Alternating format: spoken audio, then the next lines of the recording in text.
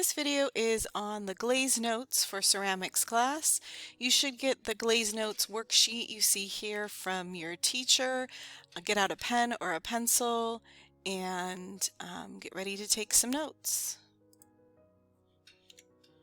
So Glaze Notes, the learning target is I can learn the properties of glaze and how to use them on my ceramics.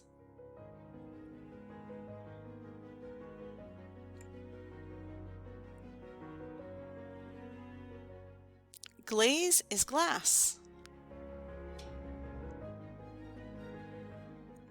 Specifically, glaze is a sand, which sand is glass, and a mineral-filled colorant used to make a glassy surface on ceramics. The types of glaze.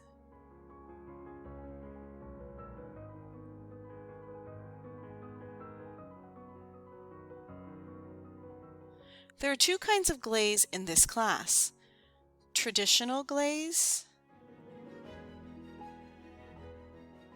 and underglaze.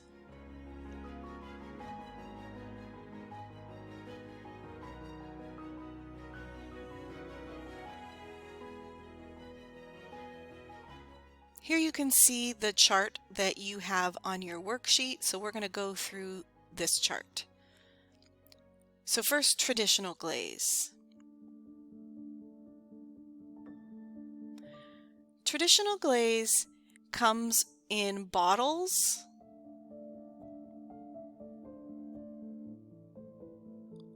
or in buckets used for dipping.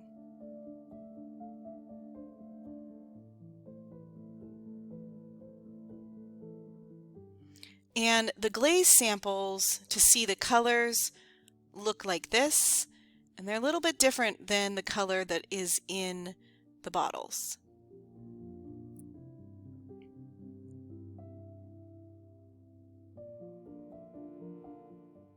Traditional glaze needs 3 coats of glaze with no clear glaze on top because the clear glaze is in the glaze already. It's already mixed in, so it's really simple, 3 coats.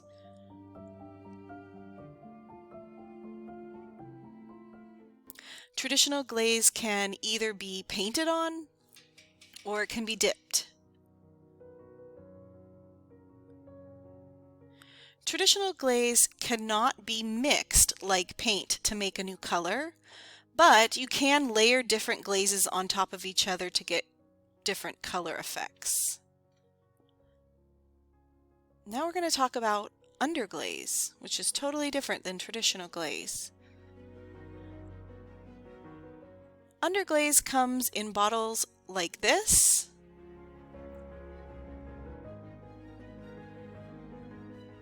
and the glaze samples look like this.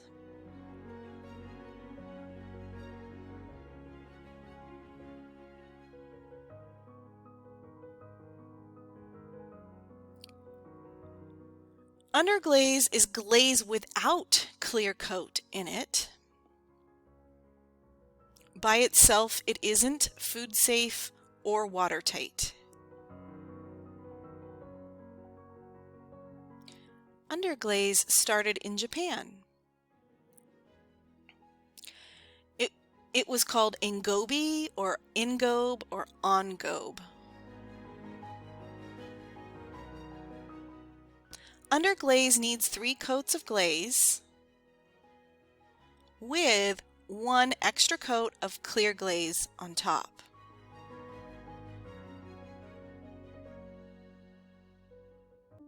One coat of underglaze is transparent. This means it looks like watercolor and you can see the clay underneath. That's why we need 3 coats for it to be bright. Underglaze can be mixed like paint to make whatever color you like.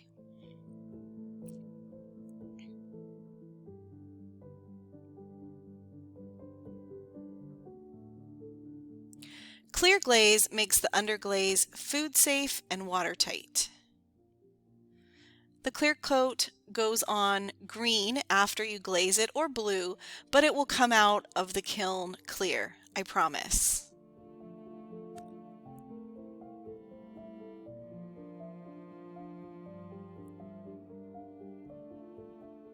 Glazing tips.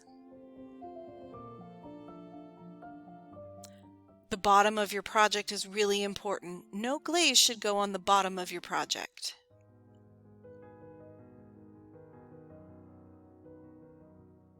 You can see how important the bottom is. You're going to wipe off glaze from the bottom of your project after you're done glazing if you get any glaze on the bottom. And one more slide about the bottom. If glaze is on the bottom of your project, it will fuse to the kiln shelf because it's glass. And then you'll need to buy a new kiln shelf because I can't use it anymore. So it's really important we clean the bottom of your project. All right, cleaning up. You're going to clean your brushes thoroughly before putting them back. Make sure no glaze is still in them.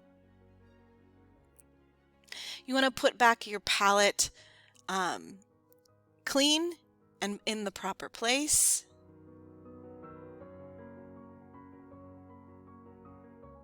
Another glazing tip is before you start, you should shake the glaze because the heavier particles sink to the bottom and then you don't get the full effects of the glaze.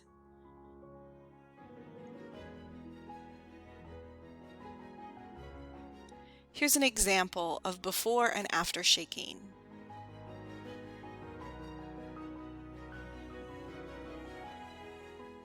Another glazing tip is glaze on a banding wheel so you can be more accurate. And you want to make sure you start with a clean banding wheel and you end with a clean banding wheel.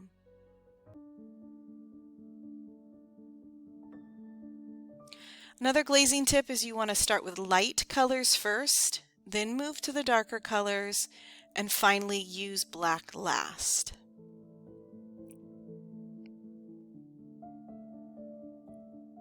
And you want to alternate the directions of the brush strokes so you don't see the brush strokes after it's glazed. So first you want to coat horizontal, the second coat should be vertical, and the third coat should be horizontal.